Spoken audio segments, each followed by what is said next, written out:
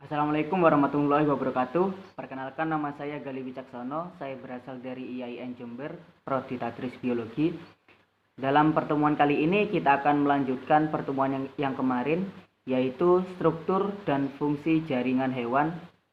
Kita akan membahas tentang organ-organ pada hewan, sistem organ pada hewan, sampai sel tumor. Sekarang kita akan membahas struktur dan fungsi jaringan hewan bagian 2.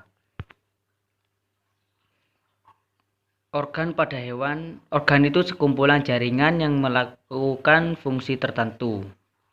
Organ itu dibedakan menjadi 2, yaitu organ luar dan organ dalam.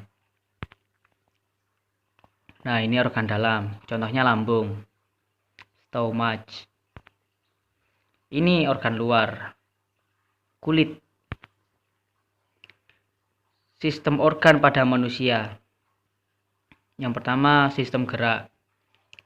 Sistem gerak jenis organnya adalah alat gerak pasif atau tulang dan alat gerak aktif atau otot.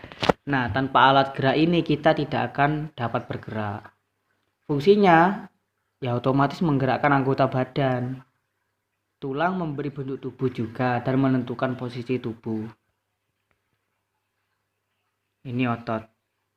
Oh iya, otot itu ada 3 ya. Otot polos, lurik, dan jantung. Otot polos bentuknya seperti itu, selnya hanya 1.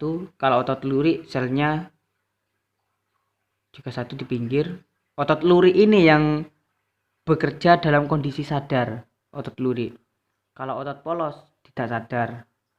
Contohnya kalau otot polos itu terdapat pada lambung misalkan. Kalau otot lurik, otot pergelangan tangan, otot rangka, pokoknya yang bisa digerakkan dalam kondisi sadar. Kalau otot jantung itu khusus ya, jadi tempatnya itu hanya di jantung, tidak ada di tempat lain. Kedua, sistem peredaran darah. Jenis organnya sistem peredaran darah itu adalah jantung, pembuluh darah. Fungsinya mengangkut sari makanan, oksigen, hormon, CO2, sisa metabolisme, dan mengatur suhu tubuh. Mengapa jantung itu mengapa darah itu berfungsi untuk mengatur suhu tubuh? Nah, jadi saya ceritakan mekanismenya itu gini ya. Ketika kita kedinginan, kita lihat tangan kita, nah warnanya akan putih pucat. Kenapa kok putih pucat? Karena pembuluh darah itu menjauhi permukaan tubuh atau permukaan kulit.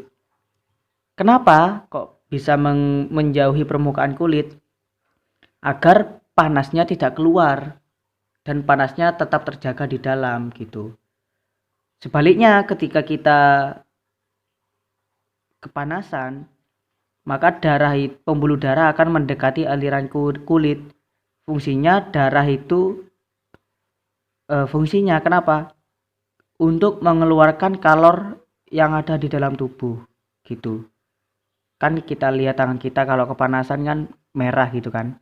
Nah, itu tandanya pembuluh darahnya mendekati permukaan kulit.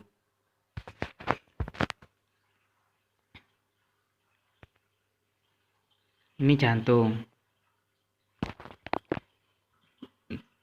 Jadi di jantung itu ada, dari dulu jantung bentuknya seperti itu ya. Ada ventrikel kiri, ventrikel kanan, antrium kiri, antrium kanan.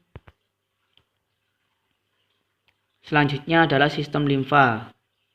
Jenis organnya pembuluh limfa, kelenjar timus, dan nodus limfa. Fungsinya apa? Menjaga imunitas atau menjaga kekebalan tubuh. Selanjutnya sistem pencernaan. Jenis organnya organ-organ pada saluran pencernaan. Fungsinya mencerna dan menyerap sari makanan. Nah, ini sistem pencernaan. Pertama, mulut. Di mulut ada kelenjar ludah. Kemudian masuk ke esofagus, lalu masuk ke lambung. Nah, di lambung makanan itu akan dicerna secara fisik dan kimiawi secara fisik oleh gerakan perisaltik. Hati, kenapa hati juga termasuk dalam organ pencernaan? Karena dia menghasilkan empedu. Kemudian makanan dari lambung masuk ke usus halus. Di usus halus makanan akan diserap. Sisa-sisanya akan masuk ke usus besar. Nah, di usus besar ini akan ada penyerapan kembali zat-zat yang masih diperlukan oleh tubuh. Contohnya seperti air. Oh iya, kenapa manusia itu, misalkan ada orang yang diare, yang keluar itu selain feses tapi juga banyak airnya? Karena ususnya itu juga bermasalah, usus besarnya itu. Air yang seharusnya diserap kembali oleh usus besar, dia itu tidak diserap. Jadi ikut dikeluarkan.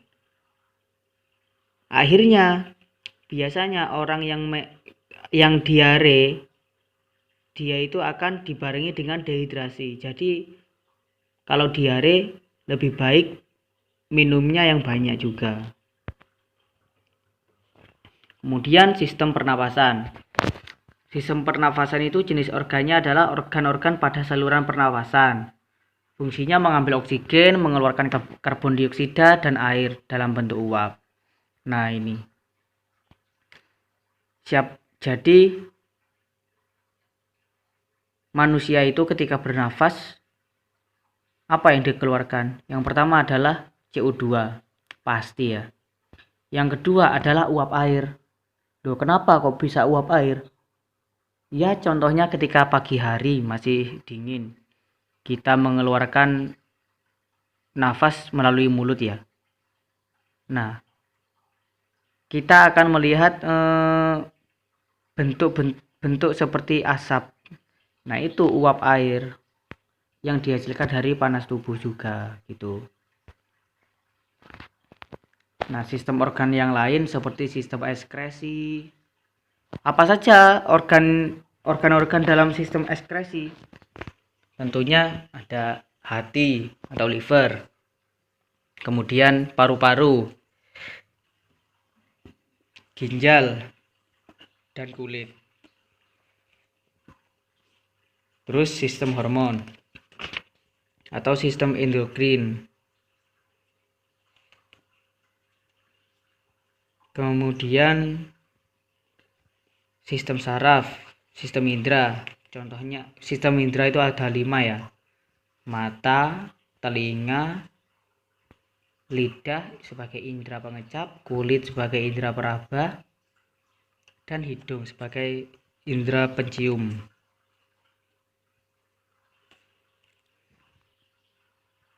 Kemudian ada sistem reproduksi laki-laki dan sistem reproduksi wanita. Nah, jadi sistem reproduksi itu tidak umum. Karena apa? Karena berbeda antara laki-laki dan wanita. Kalau sistem reproduksi laki-laki itu tempatnya di luar, kalau sistem reproduksi wanita itu letaknya di dalam. Jadi berbeda. Selanjutnya adalah sel punca atau stem cell. Apa itu sel punca? Sel punca merupakan sel yang menjadi awal mula dari pertumbuhan sel lain yang menyusun keseluruhan tubuh organisme. Karakteristik sel punca itu yang pertama belum berdiferensiasi, mampu memperbanyak diri dan dapat berdiferensiasi menjadi lebih dari satu jenis sel, bersifat pluripoten atau multipoten. Jenis sel punca pertama embrionik, kemudian sel punca dewasa. Sel punca embrionik itu adalah sel punca yang didapatkan pada saat perkembangan individu masih ada dalam tahap embrio. Sel punca dewasa adalah sel punca yang didapatkan di antara sel-sel lain yang telah berdiferensiasi dalam suatu jenis jaringan dewasa. Nah, ini.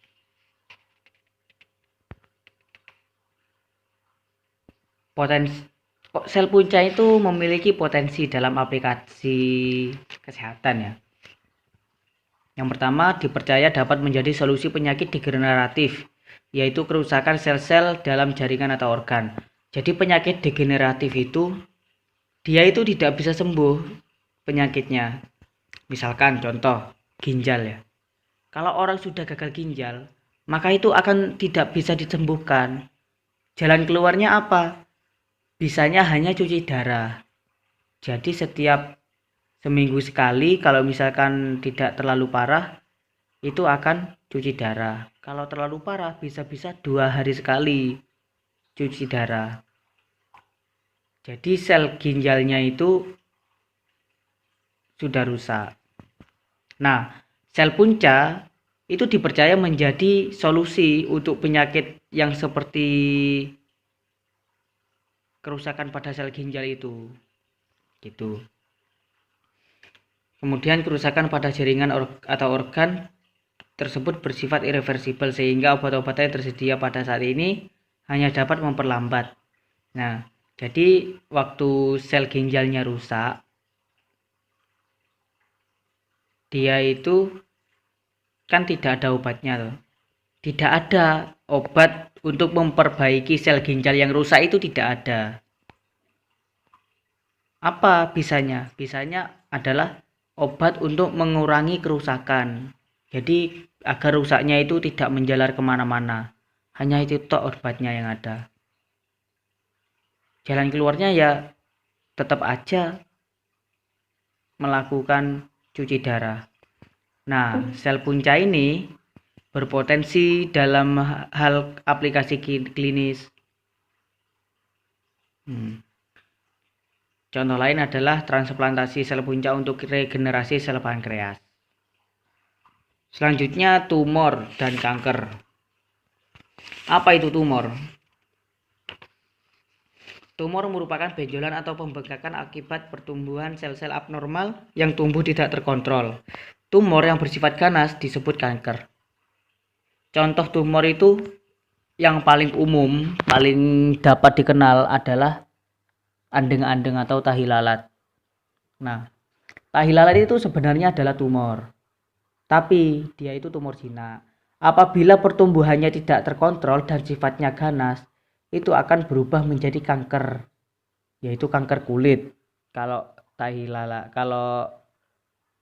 itu kanker kulit.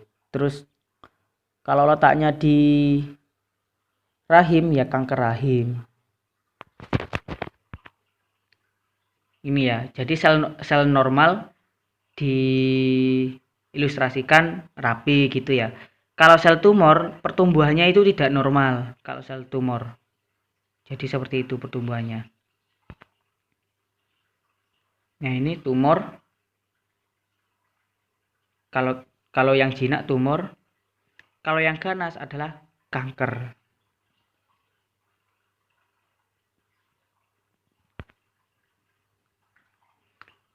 Selanjutnya faktor penyebab tumor atau kanker. Yang pertama faktor keturunan atau genetik, ya bisa. Yang kedua faktor lingkungan. Kalau misalkan bertempat tinggal di daerah yang banyak mengandung bahan berbahaya atau ada radiasi nuklirnya misalkan, itu bisa menyebabkan kanker. Faktor makanan yang mengandung bahan kimia, contohnya terlalu banyak makan mie, makan makanan instan, itu dapat menyebabkan kanker. Makan makanan yang banyak mengandung pengawet, minuman yang mengandung pengawet, contohnya minuman-minuman jus yang mengandung pengawet, dan lain-lain itu. Kedua, virus. Ketiga, infeksi. Kelima ya, infeksi ya. Kemudian gangguan keseimbangan hormonal, lalu faktor kejiwaan dan emosional. Ya, lagi-lagi kita itu harus bahagia ya. Bukan hanya dalam hubungan saja yang harus bahagia. Kita dalam menjalankan kehidupan, kita itu harus bahagia. Kenapa? Selain membawa bahagia itu, selain membawa keceriaan, tapi juga akan berdampak kepada kesehatan. Contoh ya, kalau misalkan ada orang yang marah-marah terus, nah dia itu akan apa ya? Bukan mendapat ya. Ya istilahnya dia itu akan darah tinggi. Kalau darah tinggi, lama-lama kalau parah, maka akan menjadi stroke. Kenapa? Karena pembuluh darahnya pecah. Gitu. Jadi kita itu tidak boleh marah-marah. Apa? Gimana caranya tidak marah-marah? Bahagia. Kalau bahagia tidak akan marah-marah. Itu. Dan faktor yang terakhir adalah radikal bebas. Gitu. Nah, mungkin itu saja yang dapat saya sampaikan. Apabila ada kekurangan mohon maaf. Apabila ada kesalahan dalam menyampaikan materi, silakan dikoreksi di kolom komentar. Jika ada pertanyaan silakan berkomentar saja. Terima kasih, kurang lebihnya mohon maaf. Wassalamualaikum warahmatullahi wabarakatuh.